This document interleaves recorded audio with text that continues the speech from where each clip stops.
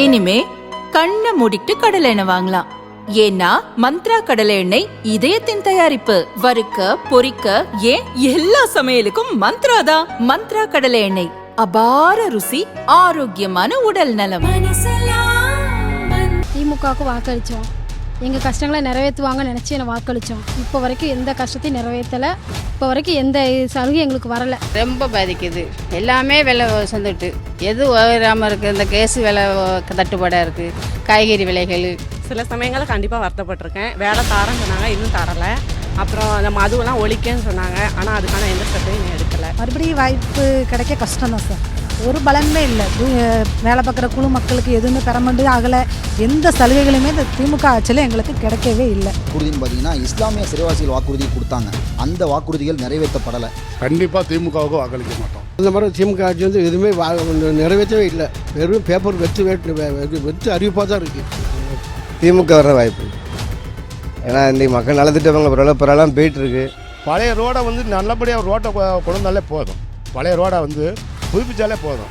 ஏன்னா அங்கே குண்டு குழியமாக ஒரு 5-4 வருஷமாக கிடக்கு. அப்படியே தான் கிடக்கு. தெரு ஃபுல்லாமே அப்படியே தான் கிடக்கு. ஸ்டாலின் ஐயா தான் வெற்றி பெறுவாங்க. சிறந்த எதிர்கட்சின்னா ஏடிஎம்கே தான் மெயினு. இது வாழ்வாதாரம் வந்து மொத்தம் டோட்டலாகவே லாஸ் இப்போதைக்கு சொல்ல போனால். ஏன்னா எல்லாமே இலவசம். முந்தி பார்த்துட்டு போவாங்க, செய்ய மாட்டாங்க. இப்போ பரவாயில்ல, எவ்வளோ முன்னேறி எல்லாம் வாராங்கள், எல்லாமே ரோடுகள்லாம் போட்டாங்க நீட்டாக. அவங்க தலைமுறையாக இவங்க தான் வராங்க. அதனால இவங்களே வந்து மக்களுக்கு நல்லதே செஞ்சால் நல்லது தான். அண்ணா திமுக தான். அவங்களால தான் கண்டிப்பாக அவங்கள வீழ்த்த முடியும். நிறைய வாய்ப்பு திமுகவுக்கு தான் இருக்குது அப்படின்னு நினைக்கிறேன் நான். மக்கள் பாதுகாப்பா, ஆனால் அது கொஞ்சம் இதாக தானே இருக்குது. ரொம்ப மோசமாக இருக்குது. ஒரு சின்ன பிள்ளைகளை கூட வெளியே விட்டுட்டு நாங்கள் ஒரு வேலைகளுக்கு கூட போகிறதுக்கு ரொம்ப கஷ்டமாக இருக்குது. ஏன்னா கஞ்சாக்கள் நிறைய கஞ்சாக்கள் போய் நல்லா எல்லாமே பயன்படுத்துகிறாங்க. கண்டிப்பாக அதிமுக, பாரதிய ஜனதா, தேசிய முற்போக்கு கூட்டணி தான் ஜெயிக்கும். ஆளுங்கட்சிக்கு சேர்ந்து எதிர்கட்சி அப்படின்னா நம்மளை பொறுத்த வரைக்கும் இப்போதைக்கு பார்த்தோம்னா டிவிக்கே தான். நிச்சயமாக எப்போவுமே இந்த திராவிட மண்ணை பொறுத்தளவுக்கு திராவிட முன்னேற்ற கழகத்திற்கு எதிர்க்கட்சி அப்படின்றது அண்ணா திராவிட முன்னேற்ற கழகம் மட்டும்தான். தரமான ரோடு, சுத்தமான குடிநீர் எல்லாம் கொடுத்து விலைவாசியை குறைத்து இவங்க இந்த இதை சரியான நடவடிக்கை எடுத்தாங்கன்னா மீண்டும் திமுக ஆட்சிக்கு வரதுக்கான வாய்ப்பு இருக்குது.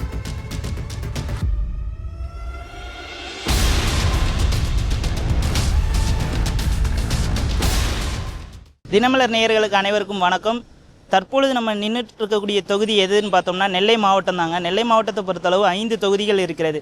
குறிப்பாக சொல்ல வேண்டும் என்றால் இந்த 5 தொகுதிகள் திருநெல்வேலி, பாளையங்கோட்டை, நாகநேரி, ராதாபுரம், அம்பாசமுத்திரம். மக்கள் என்ன மாதிரி மனநிலையில் இருக்கிறார்கள் வாங்க கேட்டு தெரிந்து கொள்வோம்.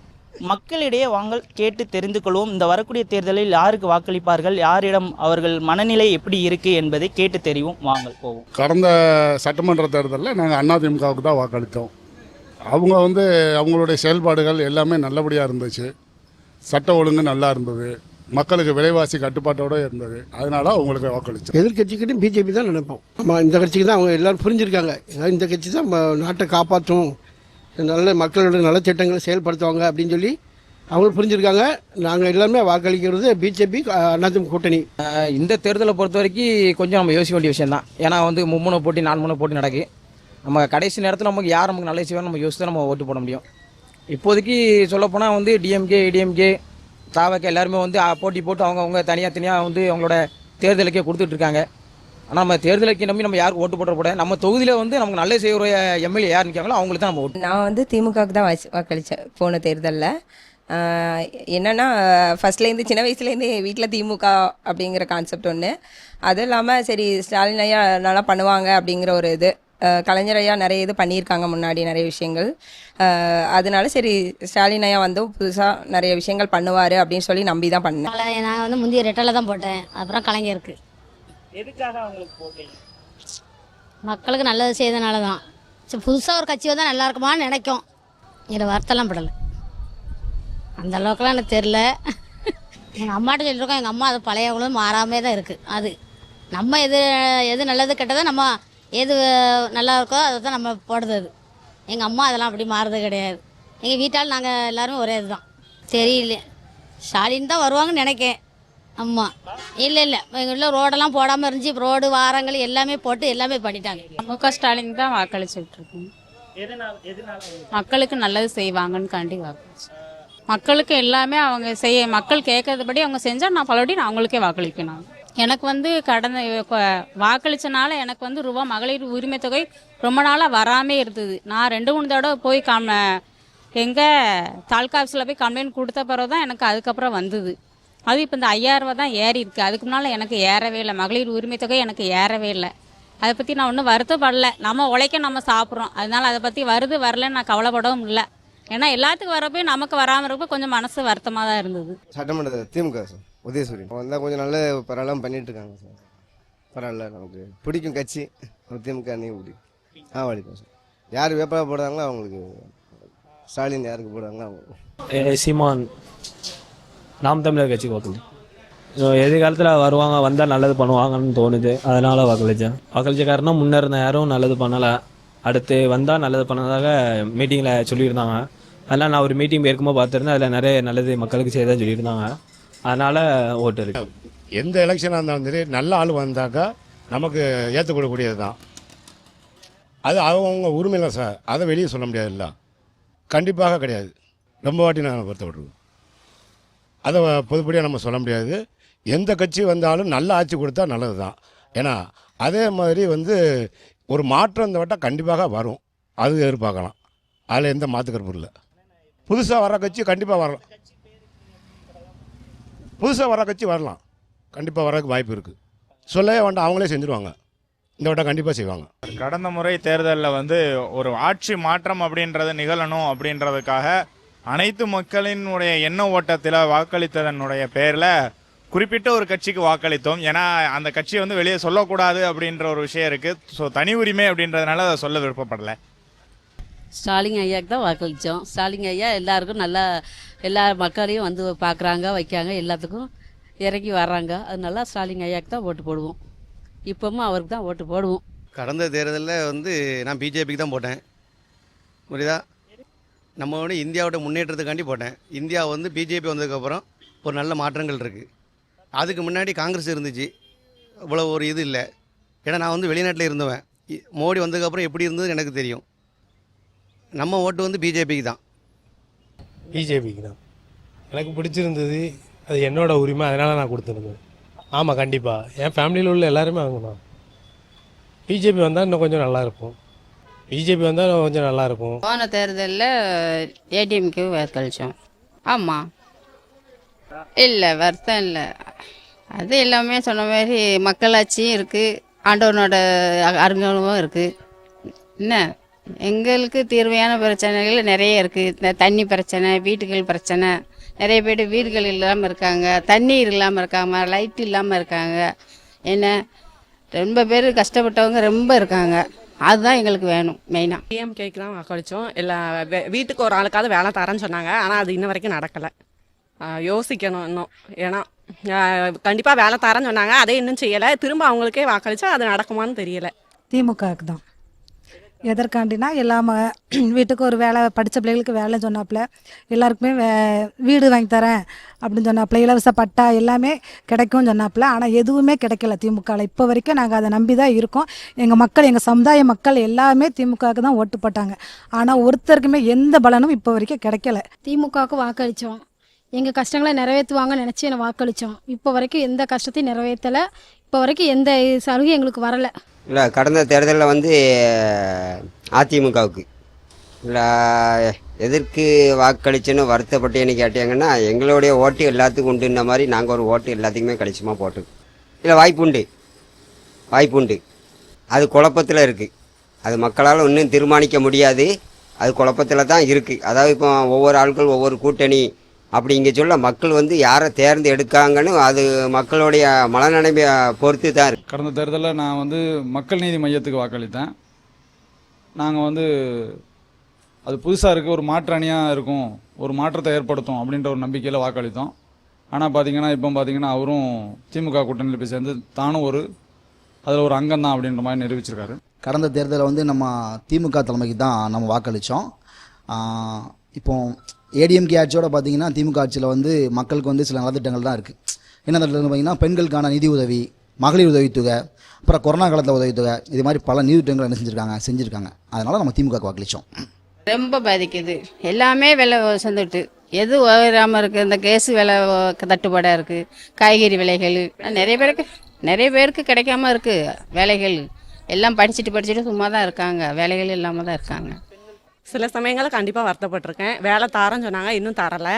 அப்புறம் அந்த மதுவெல்லாம் ஒழிக்கன்னு சொன்னாங்க, ஆனால் அதுக்கான எந்த ஸ்டெப்பையும் இன்னும் எடுக்கலை. சிறந்த எதிர்க்கட்சியாக இப்போதைக்கு அதிமுக இல்லைன்னு நான் நினைக்கேன். பாஜகவாக இருக்கும்னு நினைக்கேன். திரும்ப டிஎம்கேவும் வரலாம், இல்லாட்டா டிவிக்கே கண்டிப்பாக வரலாமான்னு தெரியல. மறுபடியும் வாய்ப்பு கிடைக்க கஷ்டம்தான் சார். ஒரு பலனுமே இல்லை. வேலை பார்க்குற குழு மக்களுக்கு எதுவுமே பெறமண்டு ஆகலை. எந்த சலுகைகளுமே இந்த திமுக ஆட்சியில் எங்களுக்கு கிடைக்கவே இல்லை. ரொம்ப வருத்தப்பட்டிருக்கோம். ஏன் வாக்களிச்சோன்ட்டு ரொம்ப வருத்தப்பட்டிருக்கோம். அதிமுக எதுவுமே நிறைவேற்றலை. எங்கள் இதுக்கு எதுவுமே நிறைவேற்றலை. இப்போ 4 லட்ச ரூபா கெட்டுங்க, 1 லட்ச ரூபா கெட்டுங்கன்னு சொல்கிறாங்க, தவிர வருமானம் கம்மி. எதுவுமே எங்களுக்கு சொன்னதை நிறைவேற்றவே இல்லை. எங்களுக்கு வீடு கட்டித்தரேன்னு சொன்னாங்க, இலவசமாக வீடு கட்டித்தரேன்னு சொன்னாங்க, அதுவும் கிடையாது. இப்போ 1 லட்சம் 4 லட்சம் கட்டணுங்கிறாங்க. நாங்கள் வருமானம் கொஞ்சம் தான், 10,000 தான் சம்பளமே. அதில் நாங்கள் என்ன செய்ய முடியும்? பிள்ளைகளை படிக்க வைக்க முடியுமா? என்ன செய்ய முடியும்? இன்னும் ஒரு 4 லட்ச ரூபா கட்டினா வீடுங்கிறாங்க. இல்லை, அப்படி கிடையாது. இது வந்து ஒவ்வொரு ஆளுடைய விருப்பம். என்கிட்ட கேட்டால் எனக்கு எது பிடிச்சிருக்கோ நான் அதை தான் போட முடியும். குடும்பத்தில் இருக்காங்கன்னா ஒவ்வொரு ஆட்களுக்கும் ஒவ்வொரு விதம் கட்சி பிடிச்சிருக்கோம் அப்படிங்கிறது நம்ம அதை வந்து கம்பல்சரியாக சொல்ல முடியாது, நம்ம வற்புறுத்தக்கூடாது. இது மக்களுடைய வந்து ஒரே மனநிலை கிடையாது. என்கிட்ட கேட்டால் மக்கள் ஒரு மனநிலை கிடையாது. என்கிட்ட கேட்டால் அந்த ஆட்சி இந்த ஆட்சிலாம் கிடையாது. போன திருப்பு இந்த 5 வருஷம் ஆட்சி வந்து நல்லா இருக்குன்னா என்கிட்ட கேட்டால் நல்லா கிடையாது.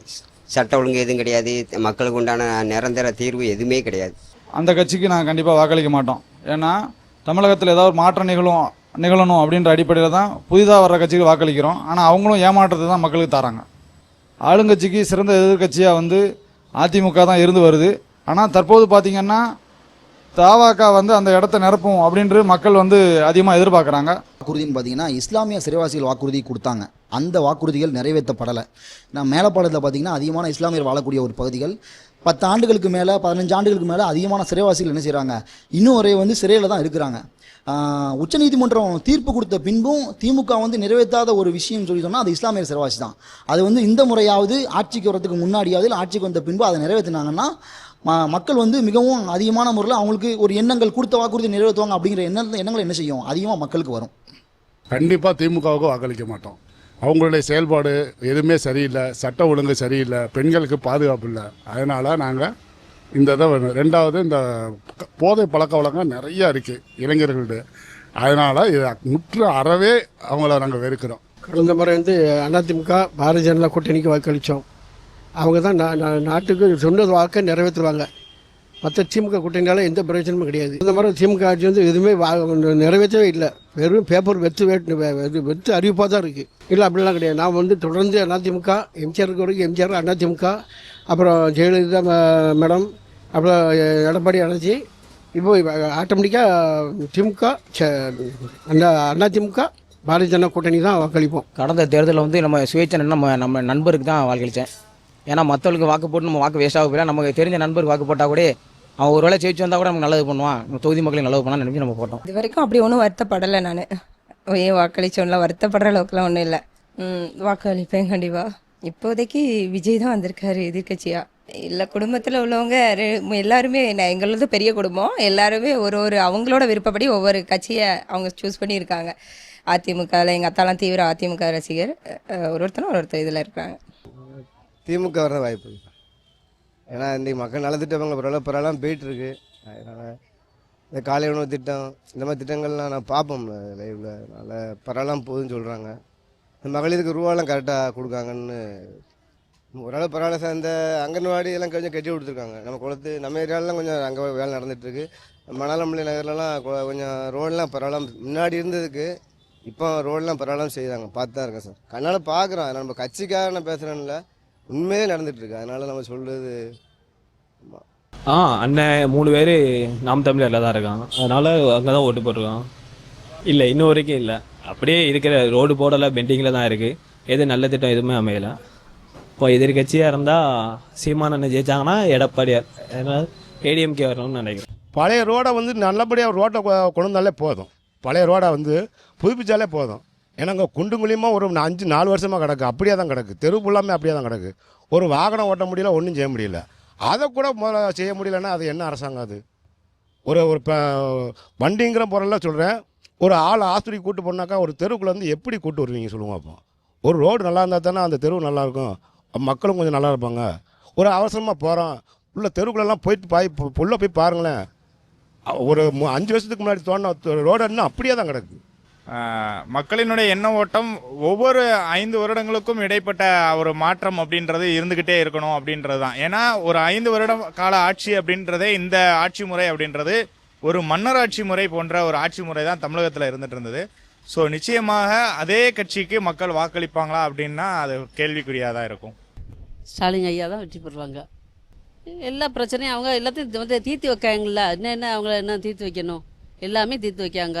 மக்களுக்கு மாதம் 1000 ரூபா எல்லாத்தையும் கொடுக்குறாங்க, ரேஷனில் நல்லா ஜாமான்லாம் போடுறாங்க வைக்காங்க, எல்லாம் என்ன ஒரு குறைனாலும் தீர்க்காங்க.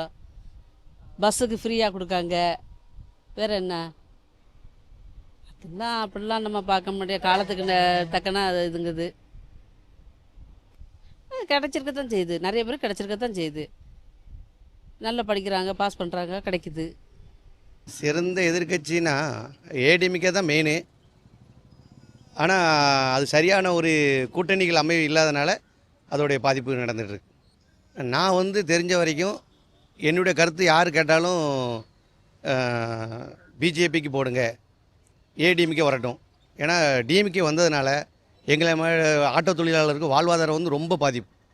என்னென்னா இலவச பஸ்ஸு அது இதுன்னு கொடுத்துருக்காங்க. அது வந்து எப்படி கொடுக்கணும்னா 60 வயசுக்கு மேலே உள்ளவங்களுக்கு கொடுக்கணும். சும்மா கவர்மெண்ட்டு மாதம் 80,000 1 லட்சம் சம்பளம் இலவச பஸ்ஸில் போயிட்டு இருக்காங்க. நாங்கள் ரோட்டில் 50 கிலோமீட்டர் போயிட்டு இருந்தாலும் 10 ரூபா டிக்கெட் கூட கிடைக்காது எங்களுக்கு.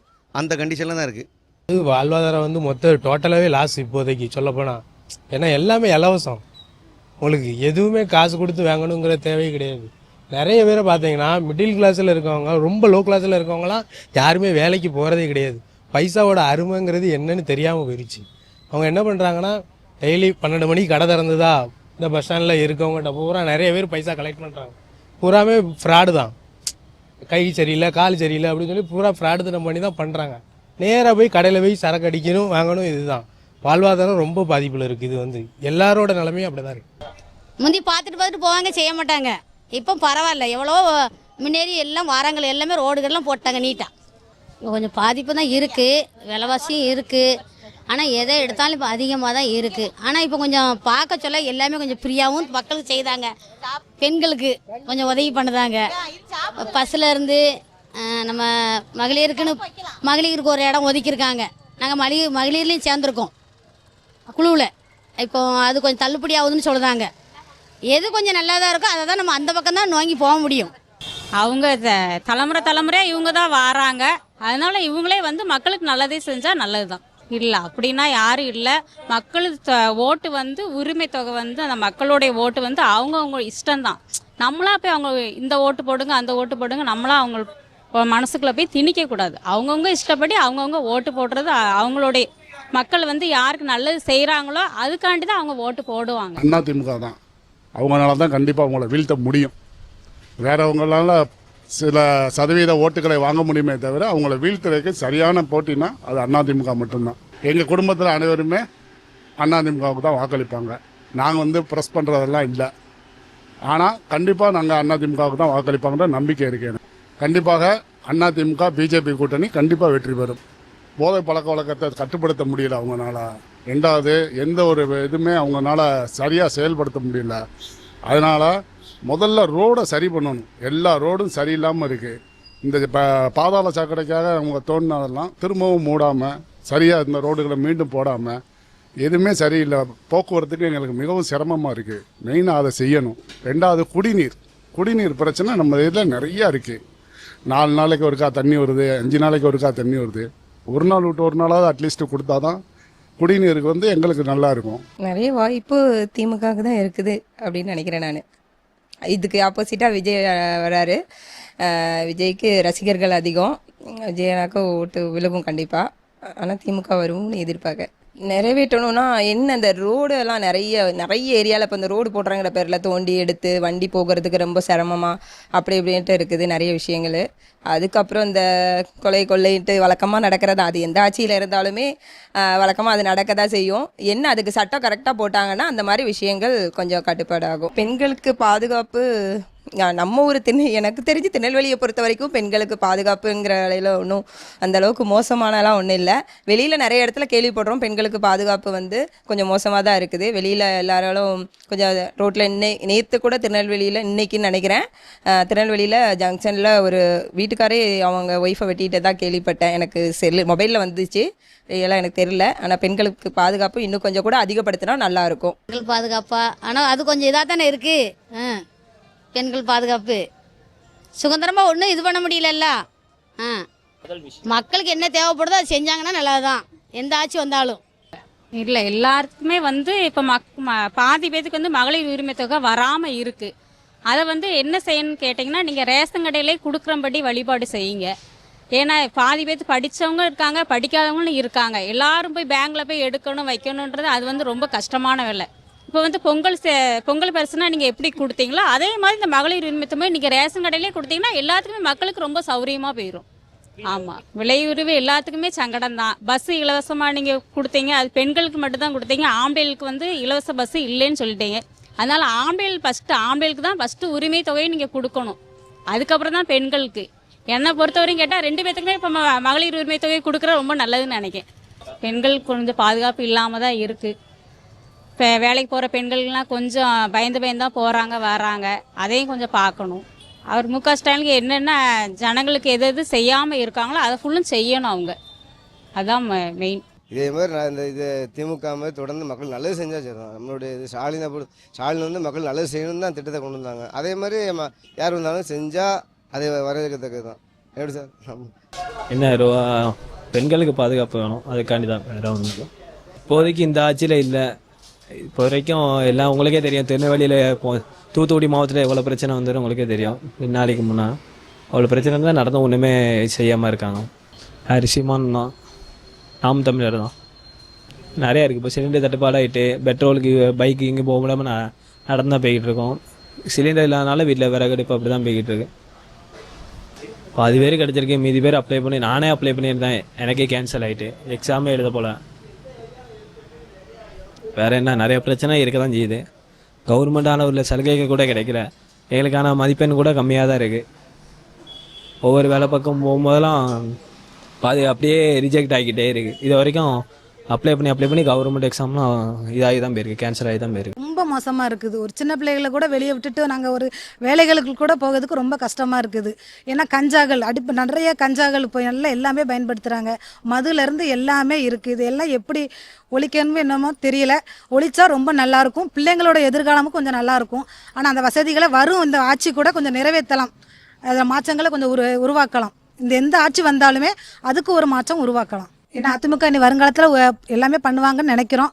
கண்டிப்பாக அதுக்காவது ஒரு வாய்ப்பு கொடுப்போம். திமுகவுக்கு கொடுத்ததெல்லாம் போதும், இனிமேல் அதிமுகவுக்காவது கொடுப்போன்னு ஒரு இதில் நாங்கள் இருக்கோம் சார். எங்கள் சமுதாய மக்கள் எல்லாருமே அதில் ஒன்றிணைந்து இருக்கிறோம்.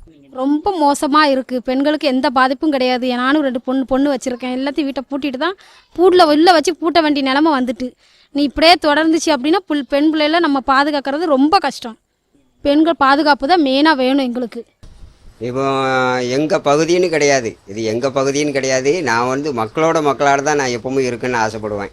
இப்போ என்ன எடுத்துக்கிட்டேன்னா மேலப்பாளையம் பகுதி எனக்கு அப்படிங்க சொல்ல, மேலப்பாளையத்து பகுதியில் வந்து அதாவது இப்போ மேலப்பாளையம் பகுதி எடுத்துக்கிட்டால் இந்த திமுக ஆட்சியில் கவுன்சிலில் இருக்காங்க, ஒவ்வொரு வார்டுக்கும் ஒவ்வொரு கவுன்சிலர் இருக்காங்கன்னா அந்த ஒரு கட்சி ரீதியாக பார்வை கம்மி. மேற்பார்வைன்னு ஒவ்வொரு ஆட்களுக்கும் ஒவ்வொரு சூழ்நிலை இருக்கும். ரோடு வசதி சரியில்லை, கரண்ட்டு சரியில்லை, தண்ணி சரியில்லைங்க சொல்ல அந்த நாங்கள் ஒரு நாளுக்கு 5 திருப்பு போனால் தான் நடவடிக்கை எடுப்பாங்க, அதுக்கு இடையில எடுக்க மாட்டாங்க. இப்போது எல்லாருமே வந்து ஒட்டுமொத்தமாக தமிழகத்தின் நலனுக்காக எல்லாரும் திமுகவுக்கு வாக்களிக்கணும் அப்படின்ற ஒரு இதில் முடிவு எடுத்திருக்காங்க. ஏன்னா பெண்களை பொறுத்த வரைக்கும் பார்த்தீங்கன்னா இப்போ அந்த அவங்களுடைய அந்த மாதம் அவங்களுக்கு அந்த பணம் 1000 ரூபா பணம் கொடுக்குறதாகட்டும், இப்போ பொங்கலுக்கு பரிசு கொடுக்குறதா இருக்கட்டும், இப்போ மொத்தமாக ஒரு 6000 ரூபா அனுப்பிவிடுறதா இருக்கட்டும், இப்படி வந்து பெண்கள் மனதில் நீங்கள் இடம் பெற்றனால எல்லாரும் திமுகவுக்கு வாக்களிக்கணும் அப்படின்ற ஒரு எண்ணத்தில் இருக்கிறாங்க. இப்போ கள நிலவரத்தை பொறுத்த வரைக்கும் திமுக வந்து அதிகமான கட்சிகளோட கூட்டணியில் இருக்குது. அது மட்டும் இல்லாது நிறைய நலத்திட்டங்களை செஞ்சுருக்காங்க. அவங்களுடைய தேர்தல் வாக்குறுதியில் எப்படியும் ஒரு 50% மேலே என்ன செஞ்சிட்டாங்க, அதை செஞ்சிட்டாங்க. அதனால் மக்கள் வந்து என்ன செய்வாங்க, திமுகவுக்கு பெரும்பான்மை வாக்களிப்பாங்கன்னு நாங்கள் நம்புகிறோம். விலை உயர்வு கண்டிப்பாக, அதாவது பணக்காரங்களுக்கு பிரச்சனை இல்லை, கஷ்டப்படக்கூடிய மக்களுக்கு வந்து அவங்க மேலும் கஷ்டப்பட்டுட்டு தான் இருக்காங்க. அந்த அடிப்படையில் பார்த்தீங்கன்னா, அதாவது அன்றாட வாழக்கூடிய மக்கள் வந்து மிகவும் அது மூலிமா என்ன செய்கிறாங்க, சிரமப்பட தான் செய்கிறார்கள். பெட்ரோல் விலை, இப்போ கேஸ் விலை, இதெல்லாம் வந்து தட்டுப்பாடு, விலை உயர்ந்தது வந்து மிகவும் வந்து கண்டிக்கக்கூடிய விஷயம்தான். அது வந்து அவர் ஆட்சி மாற்றம் நிகழ்ந்ததுக்கப்புறம் இது வந்து விலை உயர்வு குறையப்பட்டால் மக்கள் ரொம்பவும் சுகமாக இருப்பாங்க.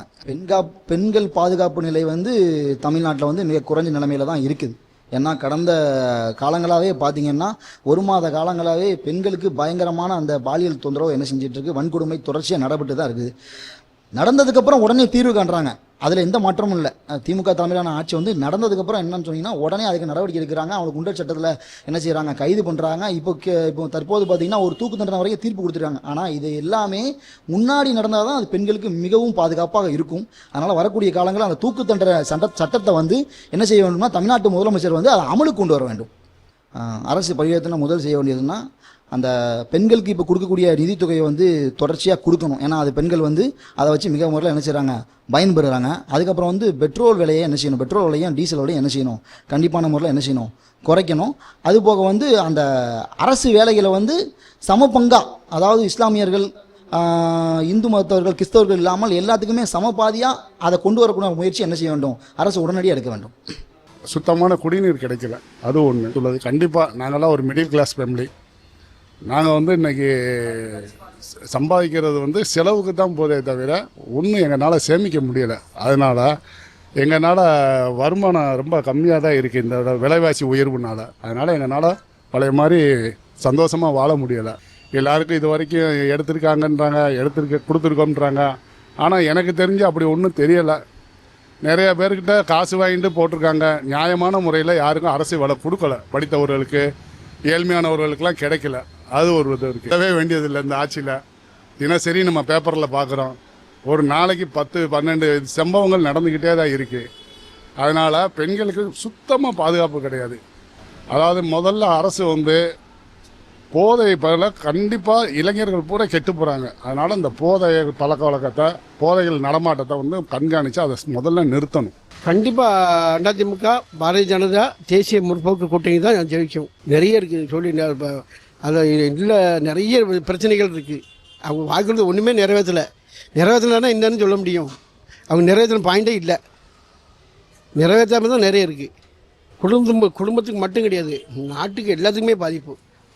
அது திமுக அரசாங்கம் வந்தாலே விலைவாசி உயர்வு கண்டிப்பாக வந்துடும். இல்லை கிடையாது. அரசு வேலைகள்லாம் அவங்க எதுவுமே கொடுக்கல. எல்லா அரசு ஊழியர்களும் ஸ்ட்ரைக் பண்ணிட்டு தான் இருக்காங்க. டாஸ்மார்க்லேருந்து சத்துணவு ஊழியர்லேருந்து எல்லா ஊழியர்களும் ஸ்ட்ரைக் பண்ணிட்டு தான் இருக்காங்க. அது இவங்க எதுவுமே நிறைவேற்றுற மாதிரி தெரியல. இப்போ கூட டிஎன்பிசி இதை ரத்து பண்ணாங்க பார்த்தீங்களா? எந்த அரசாங்கமும் அதே மாதிரி ரத்து பண்ணலை. பெண்களுக்கு பாதுகாப்பே இல்லை. பாதுகாப்பு இருந்தாலும் பாதுகாப்பு சொல்ல முடியும். திமுக ஆட்சியில் திமுக கட்சியே பாதுகாப்பு கிடையாது. ஆமாம், திமுகனாலே திருட்டு திமுகன்னு அர்த்தம். திருடர்கள் முன்னேற்ற கழகம். ஆமாம், பாதுகாப்பு திமுக கேள்விக்குறி அப்படின்னா என்னென்னு கேட்பாங்க. ஆளுங்கட்சிக்கு சேர்ந்து எதிர்கட்சி அப்படின்னா நம்மளை பொறுத்த வரைக்கும் இப்போதைக்கு பார்த்தோம்னா டிவிக்கே தான். இதுக்கு முன்னாடி நாம் தமிழர் இருந்துச்சு. இப்போ கொஞ்சம் அவங்க ரொம்ப ஸ்லோவாக இருக்கனால டிவிக்கே தான் இப்போ எதிர்கட்சியமாக இருக்குது. நம்ம குடும்பத்தில் மொத்தம் 10 ஓட்டு இருக்குது. 10 ஓட்டில் 8 ஓட்டு மேக்ஸிமம் டிவிக்கே தான் விழும். 2 ஓட்டு வந்து யாருமே சொல்ல மாட்டாங்க, வீட்டில் யாருக்கு போட போகிறோம் சொல்ல மாட்டாங்க. இந்த தேர்தலை பொறுத்த வரைக்கும் திமுக தான் வெற்றி பெறும். டிவிக்கே வந்து போராடி வருவாங்க. அது இப்போ இருக்க தேர்தல் நிலவரப்படி டிஎம்கே வந்து பக்கத்தில் வர மாதிரி இருக்குது. இன்னும் கொஞ்சம் நாள் இன்னும் தேர்தல் நெருங்க யார் முன்னாடி வருவாங்கன்னு சொல்ல முடியாது. ஒருவேளை டிவிக்கே கூட வரதுக்கு வாய்ப்பு இருக்குது. நம்ம ஏரியாவில் இது வரைக்கும் எந்த ஒரு வாக்குறுதியும் நிறைவேற்றல திமுக சார்பாக. நம்ம தொகுதியை தவிர மற்ற எல்லாருக்கும் கொஞ்சம் பண்ணியிருக்காங்க. தான் நமக்கு பண்ணால் கொஞ்சம் நல்லாயிருக்கும். ஆனால் சாக்கடையிலேருந்து நம்ம ஊரில் பாதாள சாக்கடை இப்போ தான் போட்டுட்டு வராங்க. ஆனால் எதுவுமே ஒரு திட்டமிடல் கிடையாது. சும்மா அவங்க போடுதாங்க. அது வந்து உழைக்காத தெரிய முடியும். நம்ம ஒரு ஃபேன் வாங்கினா கூட 5 வருஷம் வாரண்டி கொடுக்காங்க. 2000 ஃபேனுக்கு 5 வருஷம் வாரண்டி கொடுக்காங்க. ஆனால் இவங்க போடுற சாலைக்கு வந்து வாரண்டி கிடையாது. ஒரு சாலை போடுறாங்கன்னா 5 மாதம் கூட தாங்க மாட்டேங்குது. இன்னும் கொஞ்சம் ஒரு சாலை போடுறாங்கன்னா ஒரு 10 வருஷம் கேரண்டியோட சாலை போட்டால் நல்லாயிருக்கும். வாக்குறுதி என்ன பிரச்சனை, வாக்குறுதி வந்து நிறைவேற்றாங்க. ஆனால் வந்து சும்மா கண் துடைப்பு தான். இப்போ வந்து எல்லாருக்குமே அது போய் சேர மாட்டேங்குது. இப்போ ஸ்டார்டிங்லேயே அவங்க ஆட்சிக்கு வரும்போது சொன்னாங்க மகளிருக்கு எல்லாருக்கும் இலவசம் சொன்னாங்க. ஆனால் எல்லாருக்கும் இலவசம் கிடையாது. சில பேருக்கு இலவசம், சில ஏரியாவுக்கு இலவசம் கொடுத்தாங்க. அப்புறம் சில பஸ்ஸுக்கு கொடுத்தாங்க. இப்போ வந்து எப்படி சொல்ல போனால் எலெக்ஷன் வரனால எல்லா பஸ்ஸுக்கும் இலவசம் கொடுக்காங்க. அதே மாதிரி தான் மகளிருக்கு வந்து 1000 சொல்லி சொன்னாங்க, எல்லாருக்கும் சொன்னாங்க. ஆனால் கடைசியில் பார்த்தா எல்லாருக்கும் கொடுக்கல.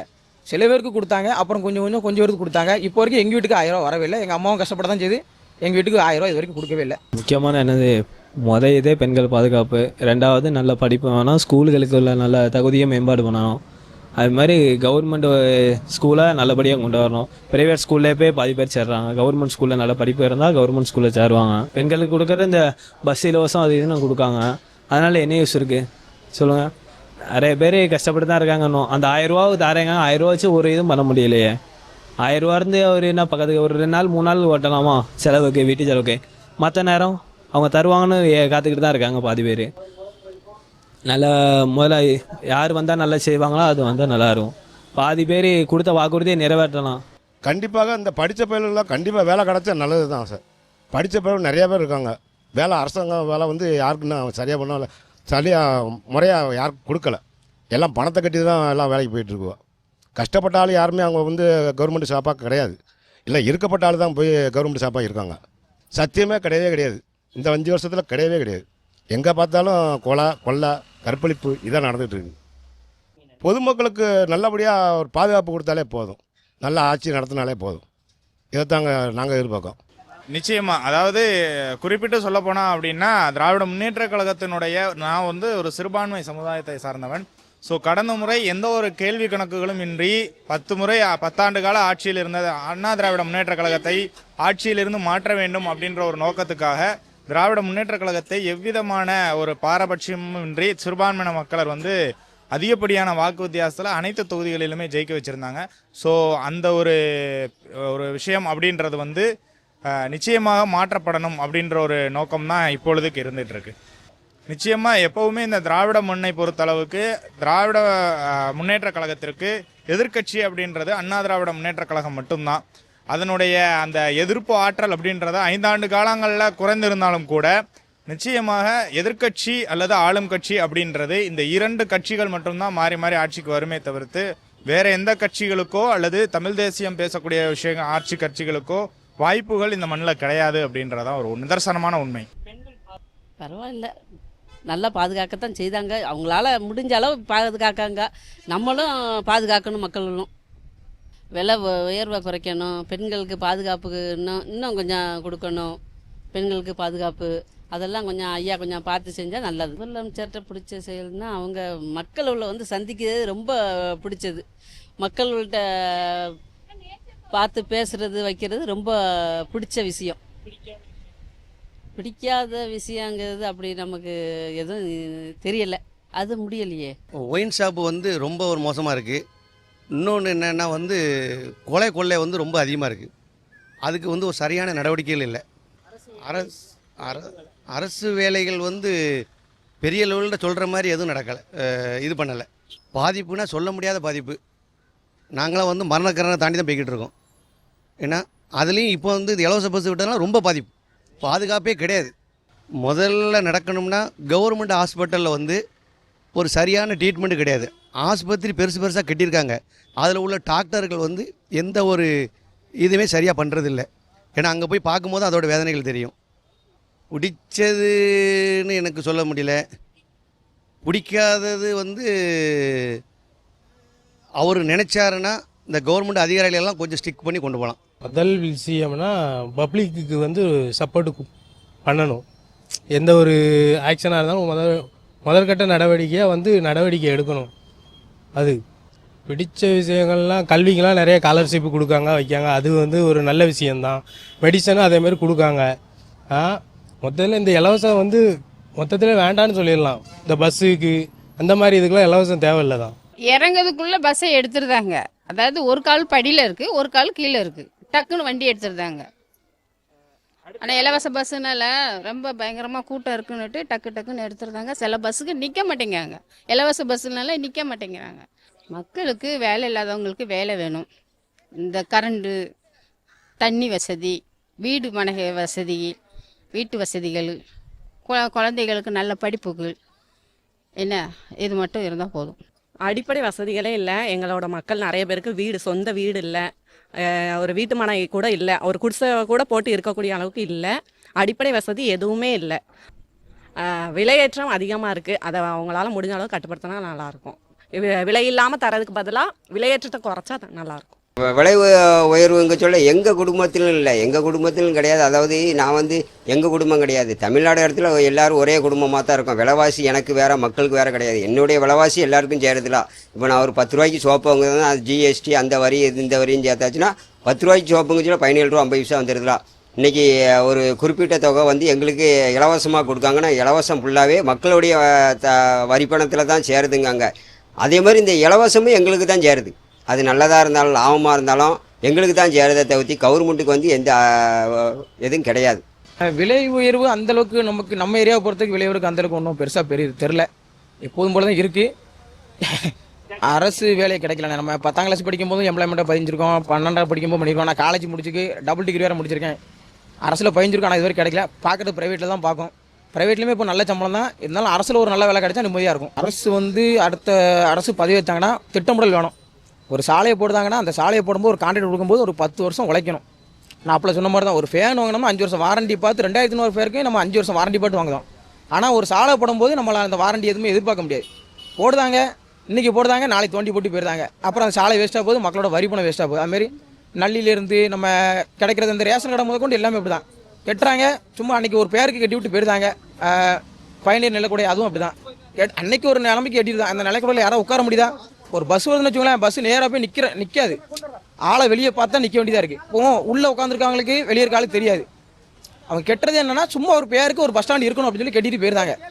அந்த பஸ் ஸ்டாண்டால் யாருக்கா பிரோஜனம் இருக்கா? யாருக்கும் பிரோஜனம் கிடையாது. ஒரே ஒரு ஆளுக்கு தான் பிரோஜனம், குடிக்கிறவனுக்கு மட்டும் தான் பிரோஜனம். உள்ளே உட்கார தான் நல்லா இருக்குது, யாருக்கும் தெரிய மாட்டோம். வந்து குடிச்சிட்டு அவன் பாட்டு போயிடலாம். இப்போ பார்த்தீங்கன்னா எல்லாமே விலை உயர்வு. இப்போ கடந்த 10 ஆண்டுகளுக்கு முன்பு பார்த்தீங்கன்னா பெட்ரோல் விலையும் சரி கேஸும் சரி எல்லாமே வந்து விலை மலிவாக தான் இருந்துச்சு. ஆனால் இப்போ பார்த்தீங்கன்னா கேஸுக்கு மானியம் தரன்ற பேரில் கேஸு 3-4 மடங்கு என்ன செஞ்சிட்டாங்க, ஏற்றிட்டாங்க. இப்போ போர்க்கால சூழ்நிலையில் அதிகமான விலையேற்றம் இருக்கிறனால மக்கள் வந்து என்ன செய்கிறாங்கன்னா விலையேற்றம் வந்து போர் அப்படின்றலாம் பார்க்காம உள்ளூர் அரசியல்வாதிகளாலையும் உள்ளூர் அரசு நம்மளை ஆளுகின்ற அரசுனால தான் இந்த விலையேற்றம் ஏற்பட்டிருக்கு அப்படின்ற ஒரு வருத்தம் வந்து மக்கள்கிட்ட இருக்குது. தவறான முடிவுகளால் இந்த விலையேற்றம் ஏற்பட்டிருக்கு அப்படின்ற மக்கள்கிட்ட இருக்குது. அதனால் அந்த விலையேற்றத்திற்கு இந்த ஆட்சி மாற்றத்துக்கும் இல்லாட்டா வாக்கு சதவீதம் மாறுறதுக்கும் இந்த விலையேற்றம் முக்கிய பங்காக வைக்கும். அரசு வேலைவாய்ப்புகளை மத்திய அரசும் நிறைய வாக்குறுதிகளை கொடுத்தாங்க. லட்சக்கணக்கான வேலைவாய்ப்புகளை வந்து நாங்கள் உருவாக்குவோம்னாங்க. அதுபோல் மாநில அரசும் உருவாக்குறோம்னாங்க. ஆனால் மாநில அரசு 5 ஆண்டுகள் தான் என்ன செஞ்சுருக்கு, நிறைவேற்றிருக்கு. அது ஒரு கால்வாசி தான் அதை நிறைவேற்றிருப்பாங்க. ஏன்னா பார்த்தீங்கன்னா விகிதாச்சார அடிப்படையில் அனைவருக்கும் நிச்சயம் இடஒதுக்கீடு வழங்கணும். அதன் மூலமாக சாதி வாரிய கணக்கெடுப்பு நடத்தி அதன் மூலமாக வேலைவாய்ப்புகளை வழங்கணும்னு சொல்லி கேட்டுக்கொள்கிறோம். பெண்கள் பாதுகாப்பை பொறுத்த வரைக்கும் மற்ற மாநிலங்களோட கம்பேர் பண்ணும்போது தமிழகம் பரவாயில்லையே தவிர, ஆனால் தமிழகத்துலேயும் வந்து பெண்களுக்கான குற்றங்கள் வந்து தொடர்ந்து அன்றாட நிகழ்ந்து கொண்டு தான் இருக்குது. ஆனால் இவங்க என்ன செய்கிறாங்கன்னா தன் குற்றங்களை வந்து சரி செய்யாமல் என்ன பண்ணுறாங்கன்னா ஊபியில் பார்த்தீங்களா, ராஜஸ்தானில் பார்த்தீங்களா அப்படின்றாங்க. ஊபி ராஜஸ்தானில் நம்ம வாழலை. நாம் வாழ்கிற தமிழ்நாட்டில் சட்டம் ஒழுங்கு எப்படி இருக்குது, நாம் வாழ்கிற தமிழ்நாட்டில் பெண்களுடைய நிலை எப்படி இருக்குன்றதை நம்ம பார்க்கணுமே தவிர மற்றவங்களை கம்பேர் பண்ணாமல் தமிழ்நாடு சட்டம் ஒழுங்கு வந்து நிச்சயம் சரி செய்யப்படணும். தரமான ரோடு, சுத்தமான குடிநீர் எல்லாம் கொடுத்து விலைவாசியை குறைத்து இவங்க இந்த இதை சரியான நடவடிக்கை எடுத்தாங்கன்னா மீண்டும் திமுக ஆட்சிக்கு வரக்கான வாய்ப்பு இருக்குது. அது இன்னி செய்கிறாங்களான்னு தெரில. இன்னும் 2 மாதம் தான் இருக்குது, என்ன செய்கிறாங்கன்னு தெரில. அவர் செயல்பாட்டில் என்ன பிடிச்சிருக்குன்னு சொன்னால் பெண்களுக்கு 1000 ரூபா கொடுத்துருக்காரு, அது ஒன்று. 2வது இந்த ஃப்ரீ பஸ்ஸு விட்டுருக்காரு லேடிஸ்களுக்கு, அதெல்லாம் நல்லது தான், இல்லைன்னு சொல்லலை. ஆனால் பிடிக்காதுன்னா நிறையா சொல்லிக்கிட்டே போகலாம். அதனால் அதை சொல்ல வேண்டிய அவசியம் இல்லைன்னு நினைக்கிறேன். ஏகப்பட்ட இது இருக்குது அதில். அவர் செயல்படவே இல்லையா? செயல்பட்டால் பிடிக்குன்னு சொல்லலாம். முதல்வரே இல்லை. அவர் முதல்வரில் கடைசி பேர் தான் முதல்வர். முதல்வராகவே அவர் இல்லை. அவர் டம்மி பீஸு. எல்லாம் ரவுடிசமாக இருக்குது. அவங்க மந்திரி மாதிரி பேசலை, எல்லாமே சில்லற தெரு ரவுடி மாதிரி பேசுகிறாங்க. ஒரு நாட்டோட மந்திரியோட ஒரு கண்ணியமாக பேச முடியாங்க, முடியல. எல்லாமே எம்எல்ஏ கலைஞர் ஆட்சியில் வந்து எம்எல்ஏக்கு ஒவ்வொரு தொகுதிக்கும் ஒரு எம்எல்ஏ ஆஃபீஸ் அரசாங்கத்தில் கட்டி கொடுத்தாரு. ஆனால் இப்போ எம்எல்ஏ போகிற ஆஃபீஸில் இருக்கிறது இல்லை, எல்லாம் லாட்ஜில் போய் தங்கியிருக்காங்க. அங்கே போய் கட்ட பஞ்சாயத்து. முதல்வர் செயலில் பிடிச்சது ஒன்றுன்னா அந்த மாணவர்களுக்கு 1000 ரூபா கொடுக்காங்களா, அது ரொம்ப நல்ல விஷயம். ஆனால் கஷ்டப்பட்ட பிள்ளைங்கள் வந்து ரொம்ப யூஸ் பண்ணுவாங்க. பிடிக்காத விஷயம்னு பார்த்தோன்னா இப்போ வந்து ரொம்ப அந்த எப்படி சொல்ல, அந்த சொன்னோம்ல 12th மாணவிகள், அந்த பெண்களுக்கு வந்து இப்போ பாதுகாப்பு ரொம்ப கம்மியாயிட்டு. அதுதான் ரொம்ப பிடிக்காத விஷயம். ஏன்னா வந்து காவல்துறைக்கு வந்து இவங்க கொஞ்சம் சட்ட ரீதியாக ஏதாவது கொஞ்சம் ஹெல்ப் பண்ணாங்கன்னா அவங்க வந்து காவல்துறையும் கொஞ்சம் தகுந்த நடவடிக்கை எடுப்பாங்க. அதில் வந்து கொஞ்சம் கவனம் செலுத்தணும். நிச்சயமாக இந்த தேர்தலை பொறுத்தளவு திராவிட முன்னேற்றக் கழகத்தினுடைய கூட்டணியில் இருக்கக்கூடிய, அதாவது தமிழகத்தில் இருக்கக்கூடிய பாதிக்கும் மேற்பட்ட கட்சிகள் வந்து திராவிட முன்னேற்றக் கழகத்தினுடைய கூட்டணியில் இருந்துட்டு இருக்காங்க. 1 முதல் 5 வரை சீட்டுகளுக்காக ஒவ்வொரு கட்சியினருமே வந்து அவ்வளவு சமூக விரோத செயல்களுக்குமே வந்து சப்போர்ட் பண்ணுற மாதிரியான விஷயங்களை மேற்கொண்டதுனால இந்த முறை திராவிட முன்னேற்றக் கழகம் அப்படின்றது வந்து படுதோல்வி அடைய வேண்டும். தேசிய ஜனநாயக கூட்டணிக்கு வந்து இந்த முறை ஆட்சி வாய்ப்பு அப்படின்றத மக்கள் அனைவரும் அளிக்கணும் அப்படின்றது பொதுமக்களாகிய என்னுடைய கருத்து. அரசு வேலைங்கிறது அது எனக்கு தெரியாதுன்னு வைங்களேன். ஆமாம், பெண்கள் பாதுகாப்பு என்னென்னு கேட்டீங்கன்னா அதை சட்ட ஒழுங்கு ரொம்ப சீரழிஞ்சு தான் இருக்குது. அதாவது அழிஞ்சிருக்கு, குலைஞ்சிருக்கு. ஏன்ட்ட கேட்டேன்னா அதை வந்து அதிமுக ஆட்சியில் வந்து 90% அதில் வந்து நம்பிக்கை உண்டு. அதாவது எனக்கு வந்து எந்த கட்சியுமே எதிரி கிடையாது. அதிமுக இருக்கட்டும் திமுக இருக்கட்டும் எதிரி கிடையாது. கட்சி ரெண்டும் ஒரே கட்சி தான். மக்களுக்கு யார் நல்லா செய்தாங்க, என்னுடைய கேள்வி. மக்களுக்கு திமுக இருக்கட்டும் அதிமுக மக்களுக்கு யார் நல்லது செய்தாங்க அப்படிங்க சொல்ல ஏன்ட்ட கேட்டால் வந்து ரெண்டுமே ஒரு சில கட்டத்தில் அப்படி தான் இருக்குது. இப்போ எடுத்துக்கிட்டேன்னா மனநிலையை பொறுத்தேன்னா இப்போ அடுத்த ஒவ்வொரு இடத்துலையும் பார்த்தீங்கன்னா பாலியல் வன்கொடுமை அதிகமாக போகுதுன்னா அப்போ அதில் வந்து சட்டம் சரியில்லை, அப்படி தான் இருக்குது. பதவி அது எந்த ஆட்சியாக இருக்கட்டும், பதவி ஏற்ற உடனே மக்களுக்கு உண்டான பாதுகாப்பு ஏன்ட்ட கேட்டால் அதை தான் சொல்லுவேன். இப்போ நான் வெளியே போகிறேன், பசங்க வெளியே போகிறாங்க, பெண்கள் வெளியே போகுது, உங்கள் வீட்டு பெண்கள் எங்கள் வீட்டு பெண்கள் எல்லா பெண்களும் ஒன்று வெளியில் போயிட்டு வராங்க அப்படின்னா சட்டம் வந்து சரியாக செயல்பட்டால் மட்டும்தான் அது நல்லாயிருக்கும்.